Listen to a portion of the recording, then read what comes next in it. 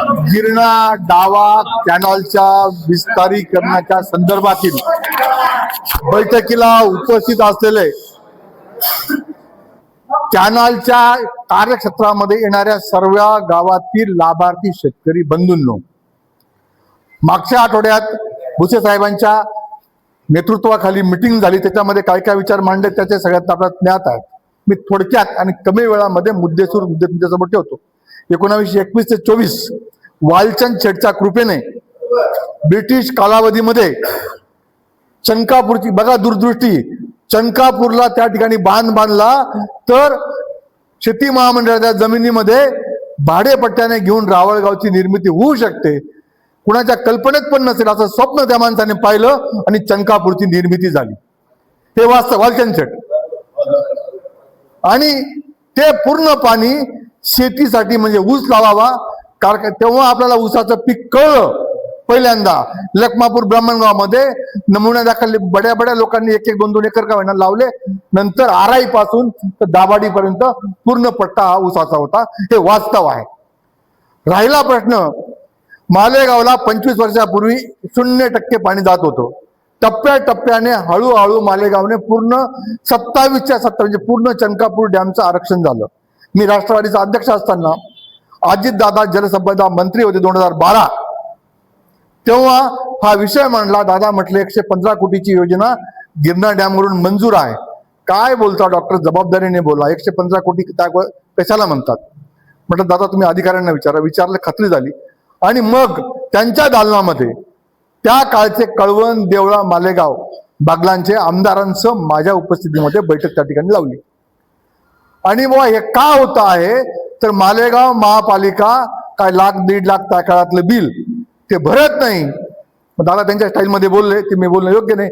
त्यांची क्षमता नसेल तर मी पैसे देतो म्हणजे सरकार पैसे देईल आणि ते पाण्याचं 1/3 आरक्षण आजच चनकापूरचं कमी करा. आणि पुढच्या वर्षामध्ये 1/3 त्याच्या पुढच्या वर्षात बागसाहेब जे म्हटले ना 1/3 2015 पर्यंत आपण सगळं आरक्षण कमी करू. याचे मिनिट्स आणि प्रोसिडिंग त्याच्यामध्ये माझ्या नावाची पण नोंद आहे. आणि मग जाताना दादा मला म्हणे डॉक्टर रात्री 12 वाजे तरी चालतील परंतु आजच्या मिटिंगचं प्रोसिडिंग आणि मिनिट्स घेऊनच जायचं. पाटील साहेब म्हणून चीफ इंजिनियर होते, त्यांना सांगितलं की यांच्याकडे तुमच्या सहीनिशी कागद दिला गेला पाहिजे.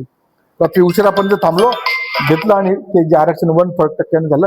मला कुठं त्याच्यामध्ये सही घ्यायचं कारण नाही, फक्त जी घडलेली घटना आहे ती तुमच्या समोर सांगतो. आणि 2015 मध्ये टप्प्याटप्प्याने कमी करायचा निर्णय त्या ठिकाणी झाला होता. नंतर राजकारण बदललं, सत्ता बदलल्या, वेगवेगळ्या गोष्टी झाल्या.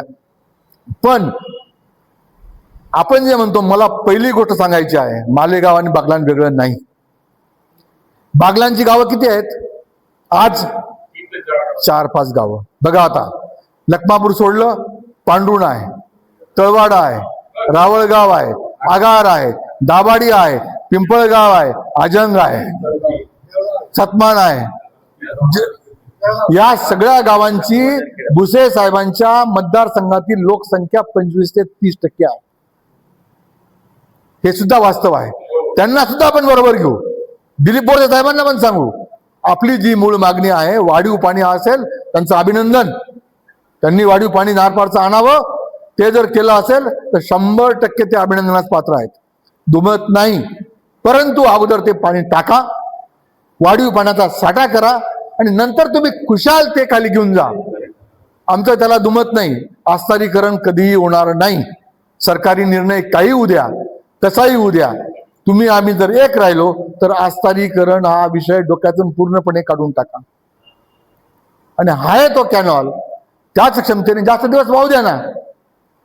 जर पूर्वी दर महिन्याला रोटेशन सुटलं, तुम्हाला ते भिजवायचंच असेल तर रुंदीकरण न करता सुद्धा जर तो तुमच्याकडे जर पाणी आहे तर चालू द्या ना कॅनॉल.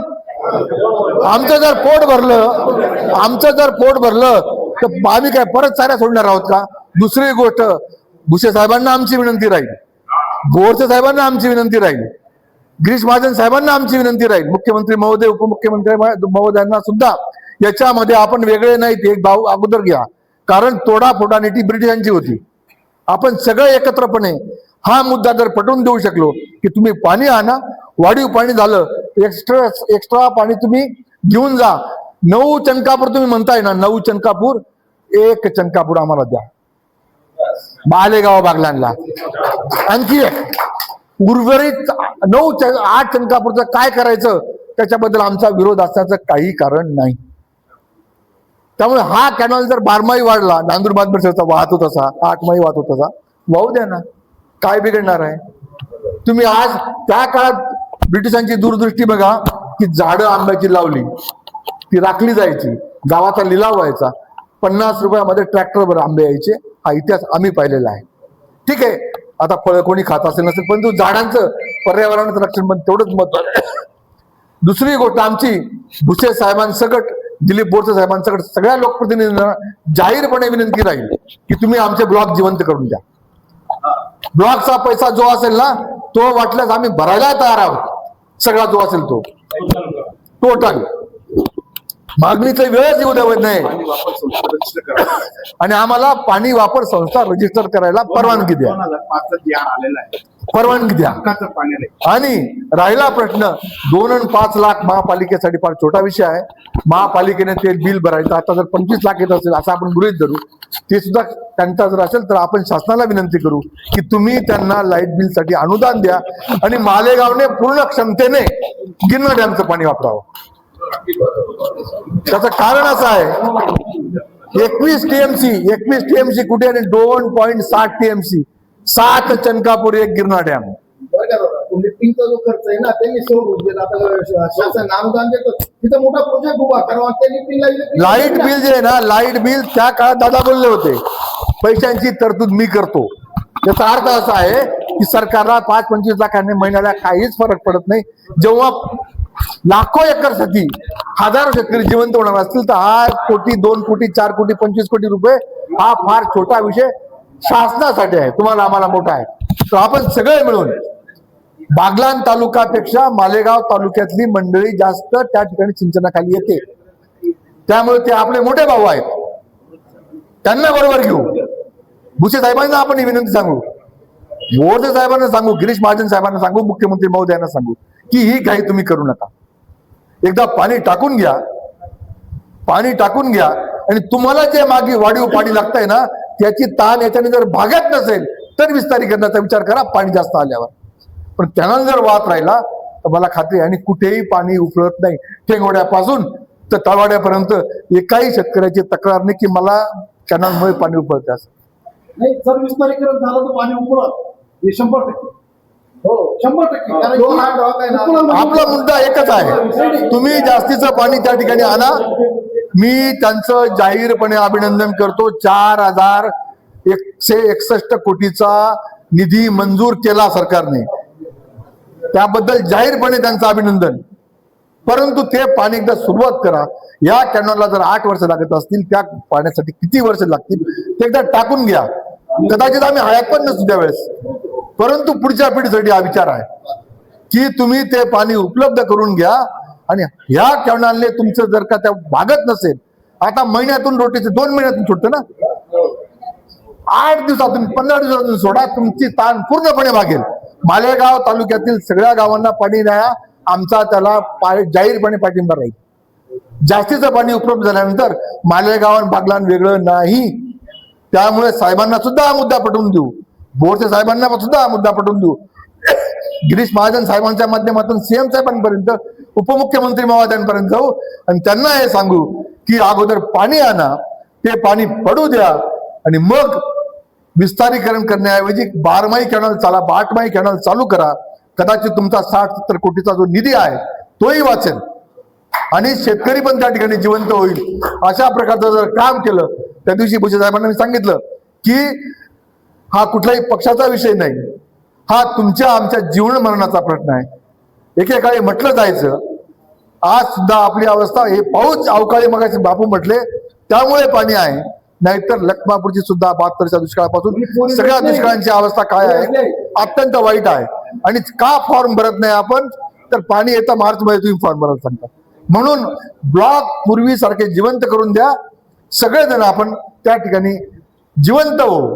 अन्यथा अशी संधी वारंवार येत नाही. 50 वर्षापासून चाललेली गोष्ट खऱ्या अर्थाने त्याला एवढा मोठा निधी, मला नीट आकडे सुद्धा लिहिता येणार नाही, एवढा मोठा निधी त्या ठिकाणी जर मंजूर असेल, कौतुकास्पद आहे. परंतु ते एकदा येऊ द्या ना, पडू द्या ना पाणी.